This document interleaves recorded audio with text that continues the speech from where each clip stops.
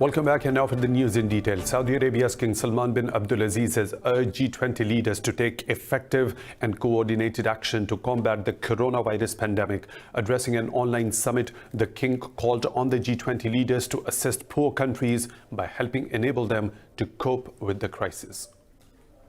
The coronavirus pandemic has triggered financial shockwaves as more than 3 billion people around the world are locked down in their homes. The world's major economies convened a video conference to coordinate action over the outbreak and its economic fallout. In his remarks, Saudi Arabia's King Salman bin Abdulaziz has called on the G20 leaders to boost funding to deal with the crisis. He stressed on the need to resume the normal flow of goods and services and help developing nations overcome the global health crisis.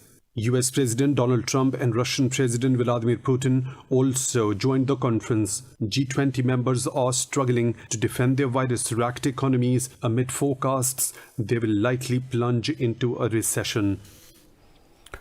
The US has imposed more sanctions on Iran despite growing calls for the lifting of curbs amid the coronavirus pandemic. According to the US Treasury Department, the new sanctions target 15 Iranian individuals and 5 companies. The sanctions were tied to shipping, trading and construction companies as well as a chemical firm. Iran is struggling to deal with the epidemic that has claimed more than 2,200 lives and infected nearly 30,000 people. Meanwhile, authorities have imposed strict new measures to curb the spread of the new coronavirus. In Spain, the coronavirus death toll has soared past 4,000 after 655 people died within 24 hours. It is the world's second highest death toll from the disease after Italy, with over 7,500 fatalities. Authorities have extended the countrywide lockdown to 12th of April as the number of coronavirus cases rises to over 56,000. Meanwhile, the US has recorded over 10,000 cases of the novel coronavirus in the last 24 hours, bringing the total to over 69,000. The US Senate has passed a $2 trillion coronavirus aid bill that is the largest economic stimulus in the country's history. The World Health Organization has asked all the countries to use the second window of opportunity to suppress and stop the transmission of COVID-19. In Pakistan, the National Coordination Committee has decided to extend the closure of academic institutions until 31st of May to curb the coronavirus pandemic. This comes as the country reported over 1,100 coronavirus cases with 8 fatalities. Addressing the committee, Prime Minister Imran Khan said all the state institutions stand by the nation in these testing times. He said his government will take all the measures needed to control the spread of COVID-19. The meeting also agreed on coordinated efforts to contain the virus. It said the government will launch a volunteer program soon to deal with the situation. Pakistan has offered to host a video conference of the SAARC health ministers to coordinate efforts to battle the COVID-19 pandemic. Foreign Office spokesperson Aisha Farooqi says Islamabad stands firm on its commitment to the South Asian Forum. In a briefing in Islamabad, Farooqi said India must end the communications blackout and curfew in occupied Jammu and Kashmir amid the pandemic. She said the occupied territory has been reeling under Indian atrocities for 235 days. Farooqi said Foreign Minister Shah Mahmood Qureshi spoke on phone with his German and French counterparts. She said Qureshi reiterated Pakistan's call to end the unilateral US sanctions on Iran amid the coronavirus pandemic. The novel coronavirus is aggressively spreading across the globe, with over 170 countries reeling from the deadly pandemic. As the number of the daily infections soars in the thousands, healthcare systems around the world are coming under strenuous pressure. But there are countries like China and South Korea that have managed to tackle the outbreaks in their countries better than most. What can the world learn from their experience, and why is it important to flatten the curve?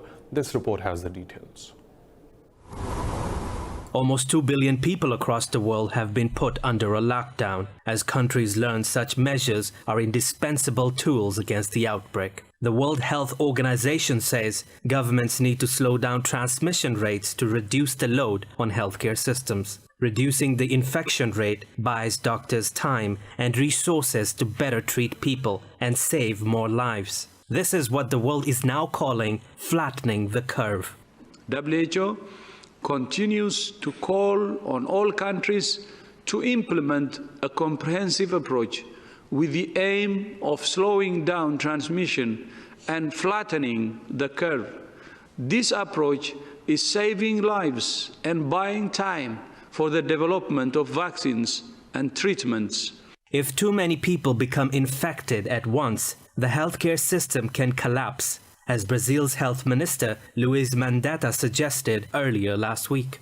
Flattening the curve may not be the ultimate solution, but it keeps the number of patients doctors have to deal with at a given time low. China, South Korea, Singapore, Hong Kong, and Taiwan have managed to keep the number of cases down through vigilant monitoring and early intervention. In China, one of the very successful components of their strategy in Wuhan was going into the community door to door, looking for people with symptoms, knocking on the doors, checking the temperature, and if they have a fever, test them. And if they're symptomatic, isolate them and quarantine the family members. And that was really a very effective way to find all kinds of people with, even with mild symptoms. Whereas if they'd just been testing in the hospital, relying on people coming there, maybe with more serious symptoms, they would have only found a fraction of the infected people. And maybe at the end of the month lockdown, there'd still be people in the community with milder symptoms who would then, when the lockdown is released, who would then come out of quarantine, come out of the lockdown, and begin a new cycle of transmission into the community. Religiously complying with preventive measures such as frequently washing hands, catching coughs and sneezes in tissues, and staying home make a difference. But these measures alone may not be enough, as the world and individual societies need collective action to fight the spread. Governments across the world are learning the virtue of overtly inconvenient lockdowns and rapid testing like China and South Korea. The government's measures were very decisive. For example, the lockdown of Wuhan. Looking at that, we can see it was very effective. Also, the general public has a very deep understanding of the kind of impact that might result from a public health incident like this. They have experienced the prevention and control measures during SARS and the H1N1 virus, so they have an acute awareness of this. After last month's disaster, Italy has managed to gain some measure of control over the virus by applying the same tactic of flattening the curve. The UK, Spain, and Iran employed the strategy after witnessing infections spike, but they were late to enforce the key elements of lockdown and testing. Health authorities in 5 Arab countries have confirmed new cases of infection and deaths from the coronavirus. More than 487,000 people around the world have been diagnosed with COVID-19. Lebanon reported 35 new cases, bringing the total number to 368. The health ministry said 6 people have died, while 20 others have recovered from the virus. In Kuwait, a total of 13 new cases were registered, with total reaching to 208. Oman's health ministry said 10 new cases were reported, bringing the total infections to 109. Iraq's health ministry confirmed a total of 31 deaths, along with 363 infections. In Palestine, the number of cases rose to 86 in the West Bank and the Gaza Strip, as 13 new cases were detected today. Yesterday, Palestine reported its first death from the coronavirus. In northern Iraq, US-led forces have begun departing an airbase near Mosul as part of the reduction of the foreign troops in the country. In a statement, the coalition said it will operate from fewer locations but remains committed to its fight against ISIS. Qayyara Air Base is the second base to be handed over to the Iraqi military this month. Coalition troops left a base at Al-Qaim on Syrian border last week. The overall drawdown will see coalition forces move into a smaller number of bases and reduced personnel. The coalition currently deploys around 7,500 troops in Iraq, including 5,000 Americans. The Pentagon has halted all overseas travel for the US troops for 60 days in a bid to mitigate the spread of the novel coronavirus. Iraq says 2 rockets struck Baghdad's heavily fortified Green Zone, which houses foreign missions, including the U.S. Embassy. In a statement, the military said Katyusha rockets fell overnight, but no casualties were reported. The statement said the rockets fell near Baghdad Operation Command. No group has yet claimed the responsibility for the attack. Since late October, there have been 25 rocket attacks on U.S. interests in Iraq. No attacks have been claimed, but Washington blames Iraq's Kataib Hezbollah militant faction. US envoy for Afghanistan Zalmay Khalilzad says the Taliban and Kabul have agreed to start the prisoner release from 31st of March. He said officials from both the sides held a video conference to discuss technical aspects of the exchange. That said, the discussion is a positive development and such meetings will continue to facilitate the peace process. Earlier, Afghan National Security Council said 100 Taliban prisoners will be released on assurances they won't return to fighting. Meanwhile, President Ashraf Ghani says he has finalized a list of 20 delegates for intra-Afghan talks under the Doha peace deal. But US Secretary of State Mike Pompeo says he was frustrated after a visit to Afghanistan this week. In Kabul, Pompeo failed to reach an agreement to end to a leadership feud between Ghani and Abdullah. In Libya, the UN-recognized government has launched an operation in retaliation to recent attacks by forces loyal to warlord Khalifa Haftar. Government forces also conducted an offensive at an airbase held by their rivals in western Tripoli. In a statement, Prime Minister Faiz al-Sarraj said that Operation Peace Storm will continue in its legal ambit. He said the government has an obligation to protect its citizens. Government forces made gains in the fighting as troops seized the Al-Watia airbase. The renewed fighting comes amid international pressure on both the sides to halt violence over COVID-19 concerns. Libya's legitimate government has been under attack by the Haftar's forces since last April, leaving over 1,000 people dead in the violence. Prime Minister Benjamin Netanyahu's main rival Benny Gantz has submitted himself as a candidate for Speaker of the Parliament. This comes as the Supreme Court called for the Speaker's election to be held today. Yesterday, Netanyahu's ally Yuli Edelstein resigned as Speaker, accusing the court of meddling in legislative affairs. However, Gantz's move could lead to an emergency alliance with Netanyahu. Amid the coronavirus pandemic, there have been widespread calls for an alliance between Netanyahu and Gantz. Israel has been mired in a political crisis that has seen the country hold 3 inconclusive elections in less than a year. Yemen's Houthi rebels say they welcome the Saudi-led coalition's announcement to support a ceasefire amid the coronavirus pandemic. In a tweet, rebel leader Mohammed Ali al-Houthi says they are now waiting for the truce to take effect. Earlier, the coalition said it supports the Yemeni government's decision to accept the UN's call for a ceasefire to combat the pandemic. Coalition spokesperson Colonel Turki al-Maliki said it backs the steps being taken for confidence-building measures on the humanitarian and economic fronts.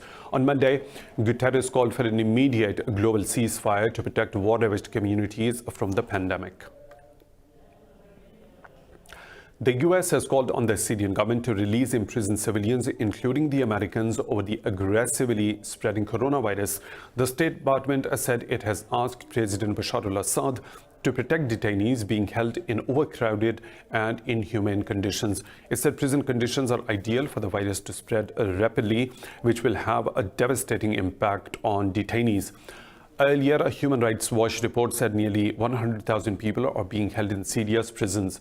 It said most of them have been arbitrarily detained after taking part in the protests. On Sunday, Syrian government confirmed its first case of the novel coronavirus. Turkey says it has killed 5 militants of the Kurdistan Workers' Party in northern Syria.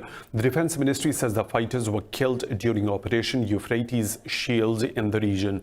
Earlier, Turkish forces also killed 8 Kurdish militants in northern Iraq in retaliation to a mortar attack. The ministry said it will not stop the operations against the militants in the region. Since 2016, Turkey has launched a trio of operations across its border into northern Syria. Ankara holds the fighter group responsible for the deaths of some 40,000 people in a 30-year conflict. The Turkish Coast Guard says it has rescued at least 189 illegal immigrants in 6 separate incidents off Ankara's Aegean coast. Officials said 5 of the incidents happened when Greek Coast Guard teams pushed the boats on the Aegean Sea back to Turkey. In one incident, 31 migrants were rescued after they were put on a small lifeboat by the Greek Coast Guard and left to be dragged out to sea. In another one, Turkish teams saved 29 refugees in 3 inflatable boats, which were tied to each other by Greek Coast Guard teams.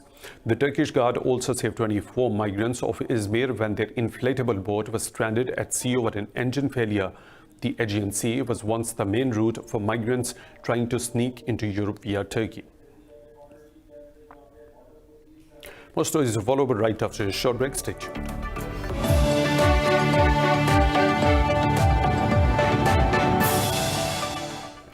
Welcome back. 5 people have been killed, including a district commissioner, after an improvised explosive device exploded near the Somali-Kenyan border. Local police says several others were wounded in the roadside blast. Police said the explosion occurred when a vehicle carrying Ras Kamboni District Commissioner Abdul Ilahi Diriye hit a homemade landmine. The Somali-based Al-Qaeda-affiliated group Al-Shabaab has claimed responsibility for the incident. The group also claimed responsibility for a suicide bombing in the capital Mogadishu on Wednesday. Al-Shabaab said it killed 9 government soldiers and wounded more than 24 others. In Egypt, at least 16 people have been killed in a multi-car crash in the capital city of Cairo. Local media says 15 others were injured in the accident. Local media says the collision took place a few hours after Egypt implemented a nighttime curfew to contain the COVID-19 spread. It said the injured have been rushed to hospital for treatment. Police said an investigation is underway to determine the cause of the accident. The UK Parliament has shut down until 21st of April to combat the spread of the new coronavirus. Emergency laws to deal with the pandemic have been rushed through both houses after being given royal assent earlier. The MPs voted to plan for a managed return to work on 21st of April to deal with budget legislation. The Scottish Parliament chamber was also shut down, but lawmakers will return on 1st of April in order to consider emergency coronavirus legislation. House of Commons Speaker Sir Lindsay Hoyle said work was underway to give MPs the technology they needed to stay connected. The cabinet is expected to continue meeting via video conferencing. In the U.S., a man suspected of planning to attack a hospital treating COVID-19 cases in Missouri has died after a shootout with the FBI. FBI officials said the confrontation happened as agents tried to arrest the man in the city of Bulletin as part of a domestic terrorism investigation. They said the man was motivated by racist and anti-government beliefs. The FBI said the suspect had been under surveillance for months, which revealed him to be a potentially violent extremist. The Bureau said the suspect had previously considered attacking a school with a large number of black students, a mosque and a synagogue. After the confrontation with the FBI, he was taken to a hospital where he was pronounced dead. A man charged with murdering 51 people at 2 mosques in New Zealand's Christchurch city a year ago has pleaded guilty. Through a video link from his prison cell, Brenton Tarrant also admitted the attempted murder of another 40 people and 1 terrorism charge. New Zealand is in a state of lockdown due to the coronavirus outbreak, and the plea was made at a scaled-down court hearing in Christchurch High Court. No members of the public were allowed into hearing, and Tarrant and his lawyers appeared via video link. A representative of the 2 mosques which were attacked was also allowed to attend hearing to represent the victims and their families. Following the confession, he has been convicted of all the charges, with sentencing to occur later this year. In Kosovo, Prime Minister Albin Kurti's coalition government has collapsed after losing a vote of confidence in the parliament. The vote was brought by a junior coalition partner, angered by Kurti's approach to tackling the coronavirus outbreak. The government was dismissed after a dispute over whether to declare a state of emergency to combat the pandemic. Coalition partner LDK filed the motion after Kurti sacked LDK member Agimilio as interior minister. The removal of Interior Minister followed other disagreements, notably on whether a tariff of 100% on goods produced in Balkan rival Serbia should be abolished. With 82 votes for the motion, 32 against, and 1 abstention, I find that the Parliament has approved the motion of no confidence in the government. The government of Bangladesh has cancelled all activities on its Independence Day today as fears of the coronavirus grips the capital city of Dhaka. Streets were visibly empty while continuous announcements were broadcast over speakers telling people to stay in their homes. Local transporters complained that there were not many people on the streets. They said they have not had any trips from a long time, expressing concern about the lack of income due to the current situation. Military personnel have also been activated to patrol the streets. So far, COVID-19 has infected 39 people, with 5 deaths recorded. In Italy, a new study has found asymptomatic carriers of the novel coronavirus are just as contagious as infected people who show symptoms. The research was conducted in Lombardy, one of the worst affected regions in Italy. The paper was based on an analysis of 5,830 laboratory confirmed cases between 14th January and 8th March, with half of the subjects under the age of 50. An earlier study in the Chinese city of Wuhan suggested about 60% of the people who contract the infection show no symptoms. Meanwhile, another study showed that 3 to 10% of the recovered patients test positive again at a later time. Doctors from Tongji Hospital in Wuhan said they found no evidence showing recovered people could get infected again. Chile has quarantined over 1 million people in Santiago for 7 days after the number of coronavirus infections in the country topped 1,000. South American countries have toughened their measures in the fight against the deadly pandemic. This report has the details. Nations across the South American continent have taken drastic measures to combat the novel coronavirus as it threatens global health and economy. Panama and Bolivia are the latest to enforce curfews and ban all air travel. With 38 infections, Bolivia has declared a national health emergency and extended its border lockdown until April 15th. El no cumplimiento de la cuarentena. In recent days, the risk of contagion has increased because of a failure to abide by quarantine measures. This is why I am announcing a state of public health emergency for this quarantine to be abided by. From tomorrow, Thursday, March 26 at midnight, the state of emergency will be in place throughout the country, and it will be in place until April 15. Mexico has installed its first coronavirus drive-through testing station in its capital, Mexico City. Over 32,000 tourists have been instructed to stay put in their hotels in Cuba, while hundreds are stuck at the Bogota airport amid Colombia's 19-day quarantine. It is hard to sleep here because we get cold. Because even though they clean and everything, the insects bite us. There's this thing that makes noise all night. The lights go on and off all night. The baby obviously isn't used to sleeping on these things, neither am I. With my belly like it is, it's hard to sleep here and we haven't had a good night.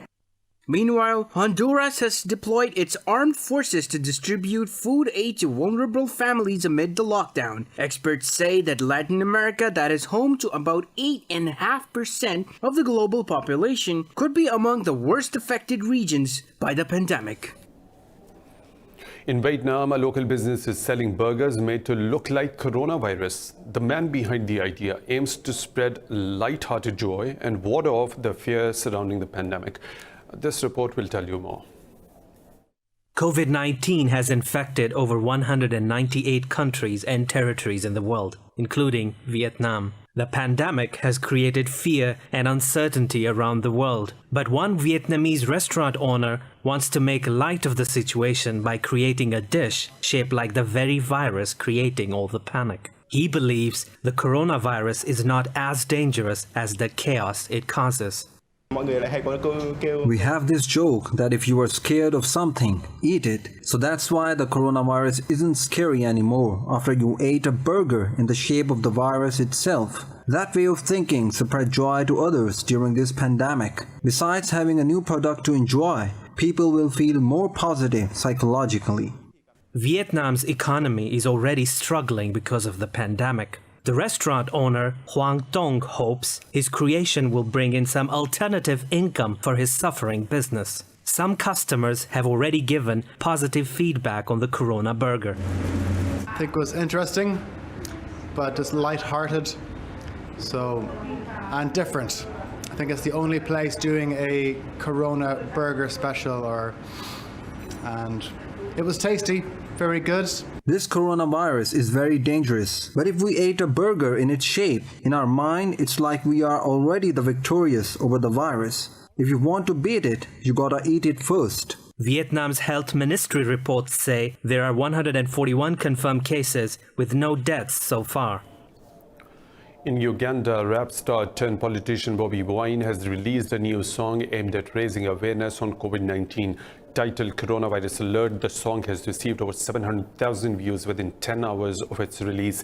In his new song, Robert Kyagulanyi, better known as Bobi Wine, warns Ugandans COVID-19 threatens everyone, but he also asserts that everyone can contribute to solving the problem. Wine tells listeners the importance of frequent hand washing as well as social distancing and quarantines. Uganda reported its first case of COVID-19 infection on Sunday and has imposed travel restrictions and banned public gatherings since then. Discipline and personal hygiene, and make sure you regularly wash your hands. Keep a distance from everyone. Report anything. It's time for a short break. We'll be back with more stories. Stay tuned.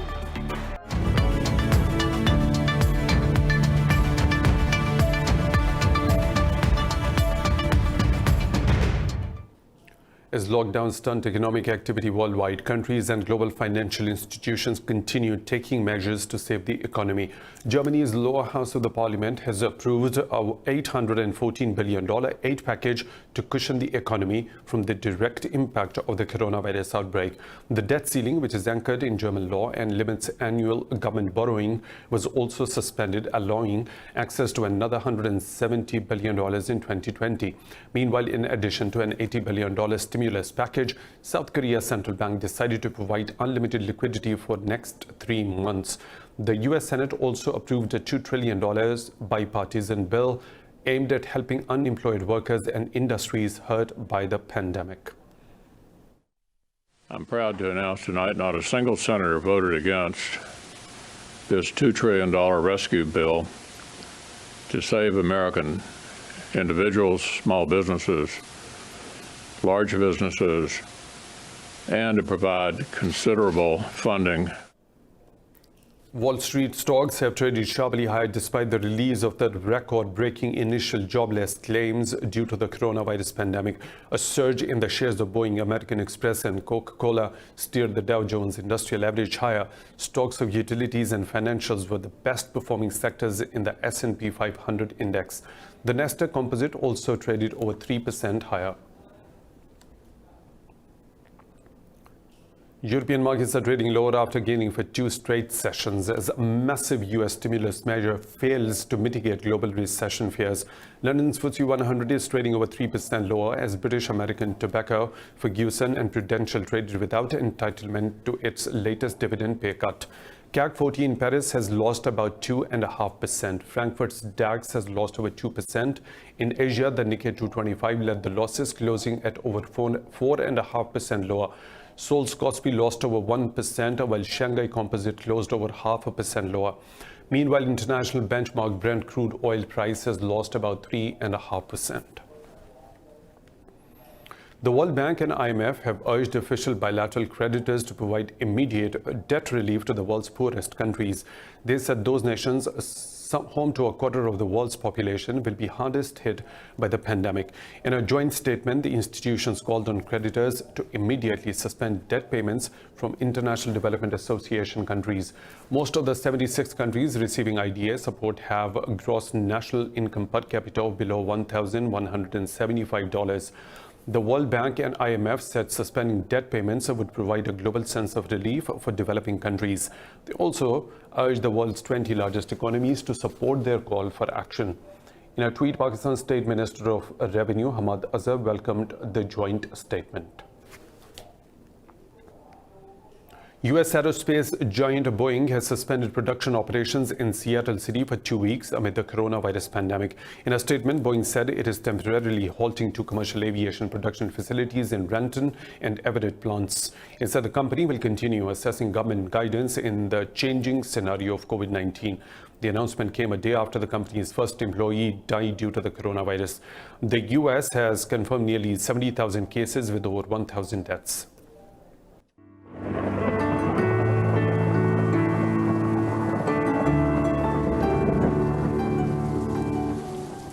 Another weather situation from around the world.